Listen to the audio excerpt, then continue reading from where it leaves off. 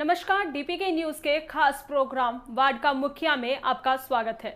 जैसे जैसे चुनाव नजदीक आ रहे हैं, वैसे वैसे पार्षद प्रत्याशियों के वार्डों में दौरे बढ़ते जा रहे हैं। आज हमारी टीम ने बात की पार्षद प्रत्याशी से, देखिए हमारी खास मुलाकात।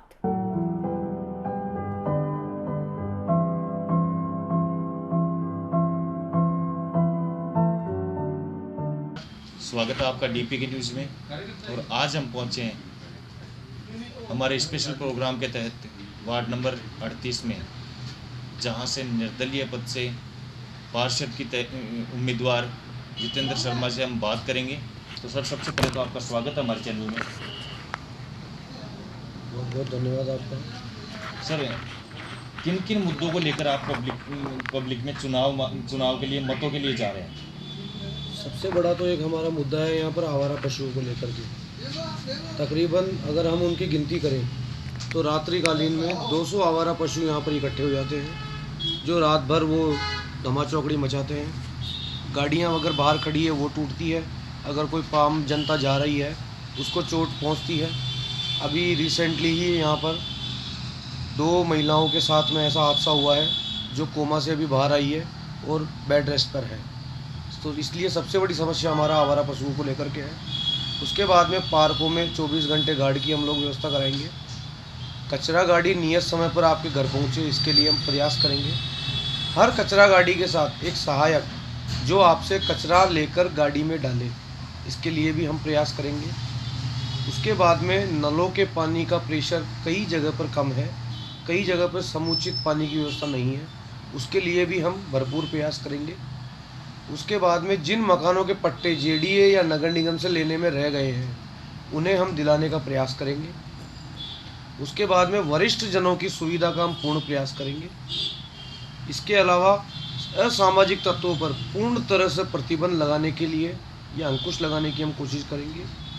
उसके बाद में मुख्य स्थानों, चौराहों, नुक्कड़ पर कैमरों से 24 घंटे निगरानी की हम लोग व्यवस्था करने के प्रयास करेंगे।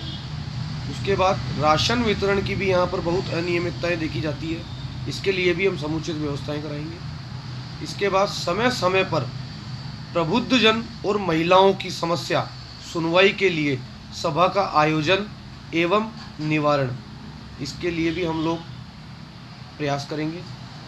इसके बाद में बस जो आवारा पशुओं का मेन हमारा एक मुद्दा है वो है।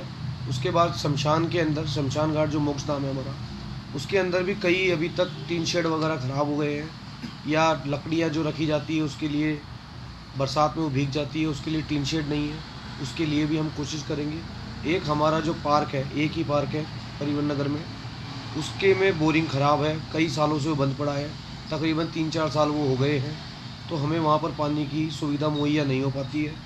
तो उस बोरिंग को हम सही करा के या नया करवाने के लिए जो भी हमसे कोशिश हो पाएगी वो हम बिल्कुल करने जाएंगे। सर, हम बात कर लेते हैं कि आप जैसे चुनाव फेस कर रहे हैं, तो चुनाव आप किसी पार्टी विशेष से हो या फिर पार्टी से हट के आपने चुनाव, निर्दलीय का जो आपने एक लोगो लगाया है कि निर्दलीय से मैं चुनाव लड़ रहा हूँ, तो ऐसा क्यों, क्या कारण रहा? ऐसा कारण ये रहा कि पिछले साल भाजपा की सरकार का पार्षद हमारे यहाँ पर था, लेकिन 5 साल के अंदर हमारी पब्लिक ने जब उनको फ़ोन किया कि मैडम ये रोड लाइट सही करवा दो या ये करवा दो, तो आज तक कभी उनसे रोड लाइट सही नहीं हुई, उनसे सीवर के चैम्बर कभी भरे हुए सही नहीं हुए। मतलब एक पार्षद के जो नैतिक कर्तव्य थे या उनके जो काम थे वो कभी हमारे पार्षद ने यहाँ पर नहीं किए। इससे भी मुझे भी थोड़ा सा असंतोष जनता में देखने को मिला। तो मैंने भी सोचा कि भाई चलो ठीक है, जनता ही सब कुछ है, जनता ही सब कुछ होती है, क्योंकि मंत्रियों को, नेताओं को, सबको जनता ही चुन के लाती है, और जनता की ही अगर सुनवाई नहीं हो रही है तो फिर क्या मतलब है। इसीलिए मैंने ये निर्णय लिया है। पार्टी ने मुझे टिकट नहीं दिया, कोई बात नहीं है, ऐसी बात नहीं है, निर्दलीय भी अपना काम कर सकते हैं, बशर्ते वो सक्षम होने चाहिए, उनमें ईमानदारी होनी चाहिए, वो जनता का प्रतिनिधित्व करते हैं। इसीलिए मैं राजनीति में आ रहा हूँ और जनता की सेवा करने के लिए मैं जनता से निवेदन करूँगा कि एक बार मुझे वो मौका दे और मुझे इसके लिए चुने। सर, देश में कंटिन्यू अपन देखें तो मार्च से लगातार एक महामारी है, विश्वव्यापी महामारी हो गई। तो इस कोरोना को मद्देनज़र रखते हुए आप क्या गाइडलाइंस जारी करेंगे और किन गाइडलाइंस के आधार पर आप चुनाव लड़ रहे हैं? सबसे बड़ी गाइडलाइन तो मैं एक ही दूंगा, 2 गज की दूरी और मास्क है ज़रूरी।